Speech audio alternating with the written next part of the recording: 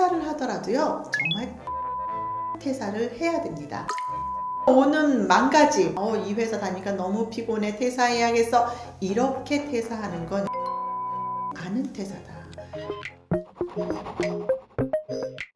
요즘 2030 MZ세대들이 1년 이내에 퇴사를 가장 많이 한다고 하잖아요. 왜 퇴사자가 이렇게 늘어난다고 보시나요? 여러 가지 이유들이 분명히 있습니다. 직장이라고 해서 들어왔는데 막상 와서 보니까 이건 내가 원하던 일이 아니에요, 이렇게 생각하고 오는 친구들이 굉장히 많고요. 또 두 번째 이유는 나를 더 성장시켜줄 상사가 없어요, 이런 이야기들을 하는 친구들도 있습니다. 이렇게 MZ세대들이 기업의 문화나 환경 이런 걸 보면서요, 굉장히 갈등을 많이 겪기 때문에 퇴사자가 계속 늘어난다고 봅니다. 커리어가 굉장히 좋고 대기업에 들어간 친구들 같은 경우는 연봉은 괜찮지만 워라밸에서 나의 인생에 책임져지지 않을 때 굉장히 어려워해서 퇴사를 생각하는 경우들이 있고요. 또 어떤 친구들은 일은 좀 쉽지만 연봉이 내 마음에 들지 않아서 또 퇴사를 생각하는 경우들도 있습니다. 또 다른 하나는 어떤 게 있냐면 건강에 문제가 있어요.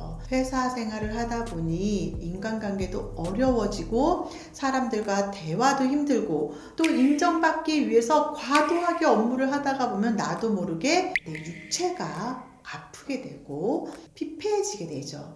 결국 육체의 피폐는 정신의 피폐하고도 연결이 됩니다. 그러다 보니까 이 친구들이 직장 생활을 좀 하다가 너무나도 몸도 아프고 정신도 아프고 마음이 아픈 그런 상태들이 굉장히 많이 됩니다. 이런 이유로 많은 MZ세대의 친구들이 퇴사를 생각을 하고요. 그리고 많은 친구들이 나가기도 합니다. 그러면 퇴사하기 전에 나타나는 신호들이 무엇이 있는지 혹시 말씀해 주시나요?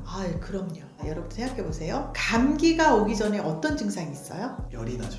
열이 나죠. 몸이 으실으실 춥죠. 이런 것처럼 이 퇴사를 생각하는 친구들도요, 옆에서 보고 있으면은요, 감기 증세처럼 증상들이 하나씩 보이게 됩니다. 첫 번째는요, 아까 앞에서 얘기한 거랑 연결이 되는데요, 스트레스로 인해서 몸이 망가질 때입니다. 이유 없이 아파요. 두통에 시달린다는 친구들도 있고요, 배가 아파요 하는 친구들도 있습니다.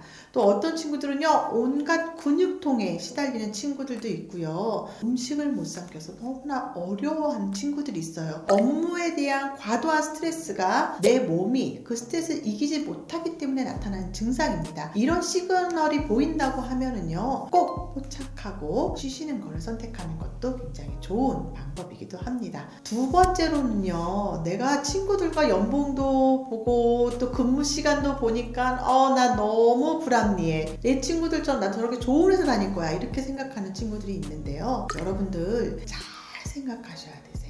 무조건 친구랑 비교해서 나는 저 친구가 가는 저 회사를 갈 거야 라고 퇴사하기보다는요, 나의 커리어가 지금 어떤 상태인 건지, 내가 지금 다니는 이 회사의 커리어가 나의 미래에, 나의 다음 회사에 어떻게 도움이 되는 것인지, 그리고 내가 좀 더 나은 회사를 가기 위해서 나의 커리어를 얼마만큼 쌓고 있는지, 실력을 높이고 있는지, 나를 메타인지로 잘 보시고 객관화해서 평가하신 다음에 나 충분히 지금 퇴사해도 다음 회사에 가는 거 성공할 수 있어 라고 하는 타이밍에 나오셔야 합니다. 세 번째로는요, 내가 이 회사에 있으면서 나를 성장시켜주지 못할 것 같아 라고 하는 시그널인데요, 나는 이만큼 성장할 건데 회사가 못 따라와, 이게 아니라 정말 회사가 재정적으로 어렵거나, 또 하나 위에 상사분들이 좋은 리더가 아닌 분들, 그리고 조직의 문화가 너무나도 옛날의 문화에서 더 이상 성장하지 않고 그 문화를 그냥 고수할 때 조금 더 나를 성장시켜 줄 수 있는 그런 회사로 나올 수 있는 고민을 하시면 여러분들의 커리어에 도움이 되는 그런 선택을 하시게 될 것입니다. 그럼 말씀해 주신 시그널들이 나온다면 지금 당장 퇴사를 해야 될까요? 퇴사를 하더라도요, 정말 건강한 퇴사를 해야 됩니다. 퇴사에도 타이밍이 있어요. 업무에 너무나도 잘하고 싶어서 과도하게 신경을 쓰고 이래서 받는 스트레스가 아니라 술 마시고 놀고 밤새 게임하고 인터넷하고 유튜브 보고 이러면서 피곤하면서 오는 망가짐, 이런 걸 통해서 내가 이 회사 다니까 너무 피곤해, 퇴사해야겠어, 이렇게 퇴사하는 건 건강하지 않은 퇴사다. 커리어에 리스크를 쫙쫙 가게 만드는 그런 퇴사 방법입니다. 근데 그런 리스크들보다 우리가 조금만 더 계획을 세운다면 여러분들의 삶에 있어서 조금 더 의미 있고 풍요로워지기도 하고요. 그리고 또 하나 도움이 될 수밖에 없는 그런 성장을 이루어낼 수가 있습니다. 퇴사를 만약에 결심하게 됐다면 퇴사하기 전에 반드시 챙겨야 될 게 무엇이 있을까요? 퇴사하기 전에 꼭 챙겨야 되는 것들이 있는데 사람을 챙겨야 돼요. 제일 먼저. 언제 어떻게 만날지 모르는 게 사람이에요. 이 업계가 또 작아요. 내가 꼭 퇴사를 하더라도요, 그 업계에서 만날 수 있는 사람들은 꼭 챙기셔야 되고요. 두 번째로는요, 금전적인 준비를 좀 말씀드리고 싶어요. 우리는 삶을 살아가는데 돈이 정말 중요하잖아요. 퇴사하고 나서 수입이 들어오지 않는 시간을 내가 몇 개월 정도 버틸 수 있는지를 계산하면서 퇴사를 하셔야 돼요. 금전적인 부분들도 정말 마이너스가 되지 않게 꼭 챙기고 나서 퇴사를 결심하셔야 합니다. 세 번째는요, 업무 전달 및 정리입니다. 우리가 퇴사를 생각을 하고 나면은 제일 먼저 나의 마음이 떠나요. 정말 프로는요, 내가 퇴사하는 그날까지 최선을 다하고요, 내가 정말 인수인계 해줘야 되는 하나까지도 빠뜨리지 않고 꼼꼼하게 챙겨서 다 전달을 해주고 퇴사를 합니다. 내가 이 업계의 프로다, 프로가 아니다 라고 보이는 것은요, 바로 인수인계에 달려 있습니다. 끝까지 책임을 지는 그 모습은요, 굉장히 깊은 인상을 줄 거고요. 사람들이 나중에 여러분들을 기억하실 때, 그 친구 진짜 성실하게 일 잘했어, 그 친구 정말 끝까지 최선을 다한 사람이야 라는 그 기억이 그 사람들 머릿속에 남아있을 수 있도록 여러분들 업무 정리 전달 꼭 잊지 마시고 책임을 다하셔서 완수하시기를 바라겠습니다. 갑작스럽게 퇴사하는 경우에는 챙겨야 될 한 가지가 꼭 있다면 뭘 좀 챙기고 나오는 게 좋을까요? 갑작스럽게 정말 나와야 할 때가 있어요. 그때 저는 그동안에 내가 회사에 있으면서 가장 마음을 전달하고 싶고 인사를 꼭 하고 싶은 사람이 있다면 그 사람을 꼭 챙기고 나오라고 말씀드리고 싶습니다. 여러분들이 그냥 퇴사해서 나가면 바이바이 우리 안 보는 사이야가 아니라 직장 안에서의 라이프를 함께한 사람들이에요. 그래서 그분들에게 꼭 여러분들의 그 진심을 담은 인사를 하고 나오기를 바랍니다. 그게 그 어떤 것보다 더 중요하고요, 진솔하고요, 오랫동안 사람들의 마음속에 남아있는 선물 같은 것입니다. 퇴사하기 전에 꼭 하지 말아야 할 행동들이 있을까요? 이게 퇴사를 딱 결심한 친구들을 보면은요, 어떤 생각이 드냐면 다시는 이 회사에 오지 않을 것처럼, 나를 다시는 만나지 않을 것처럼 이렇게 말을 하고 행동을 합니다. 가령 청소 좀 합시다 이러면 들은 척을 안 해요.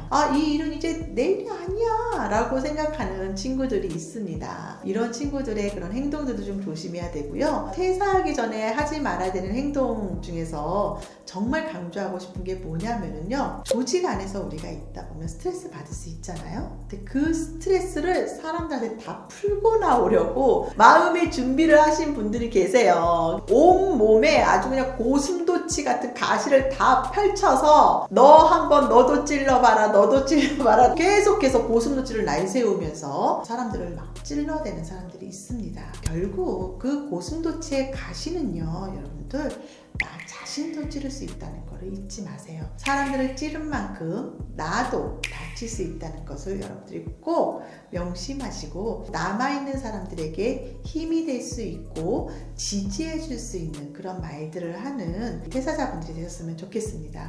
또 두 번째는요, 왜 퇴사하려고 그러니? 너 조금만 더 있어라. 이렇게 얘기를 하는 경우들이 있어요. 특히나 우리 회사에서 생각했을 때 핵심 인재인분들, 회사에서는 어떻게 쓰는지 좀 더 잡고 싶은데 무조건 나갈래요. 이렇게 얘기하면 인사 담당자님들 너무 힘드세요. 퇴사 이유를 너무 참거나 감추지 말고요. 솔직하게 이야기를 하세요. 그러면 회사에서도 여러분들에 대한 그 어떤 대책이나 방안을 내줄 수도 있고요. 또 하나 이런 과정들을 겪으면서요, 조직의 문화는요 성장하고 발달이 될 수밖에 없습니다. 네, 세 번째인데요, 끝까지 책임을 지셔라입니다. 퇴사 날짜 잡히고 나서 가장 꼴불견인 모습이 어떤 모습인지 아세요? 컴퓨터 화면에 업무의 스케줄이 있는 게 아니라 여행 스케줄이 있는 분들입니다. 쇼핑몰에서 목록을 계속 서치만 하고 있어요. 일은 안 하고. 그리고 나태하게 행동하고요. 또 하나 마음 아프게 봤던 장면 중에 하나가 직장 동료 중에서 장례가 났던 때가 있었어요. 근데 나 어차피 퇴사하는데 뭐 이러고 안 가더라고요. 이거는 내가 퇴사를 하고 안 하고의 문제가 아니라 사람과 사람 간의 그 댐댐이의 문제이잖아요. 그래서 여러분들, 내가 퇴사를 결심했지만 사람과의 관계가 끝나는 것이 아니기 때문에 이런 경조사 꼭 더 챙기시고 더 마음을 잃지 않는 그런 여러분들의 행동들 한 번 더 생각하시고 하시면 좋겠습니다. 오늘 좋은 말씀 해주셨는데 마지막으로 요약해 주시면 어떤 조언들을 해주실 수 있나요? 꼭 해드리고 싶은 말이 있는데요. 퇴사는 끝이 아닙니다. 퇴사는 또 다른 시작이에요. 이 직장과 끝났다고 해서 여러분들 모든 것을 끝내지 마시고요. 또 다른 시작과 또 다른 만남에 있어서 이 과정은 나에게 성장점이다 라는 것을 여러분들 잊지 않으셨으면 좋겠습니다. 잘 끝내는 것도 여러분들 실력이에요. 그리고 좋은 만남을 갖는 것도 여러분들의 실력입니다. 그래서 퇴사를 정말 잘하는 것, 그것이 정말 직장 생활에서 우리가 가져야 되는 가장 좋은 여러분의 라이프 스타일이 아닐까 싶습니다. 오늘 내용이 도움이 되셨다면 구독과 좋아요, 알림 설정 꼭 해주세요. 감사합니다.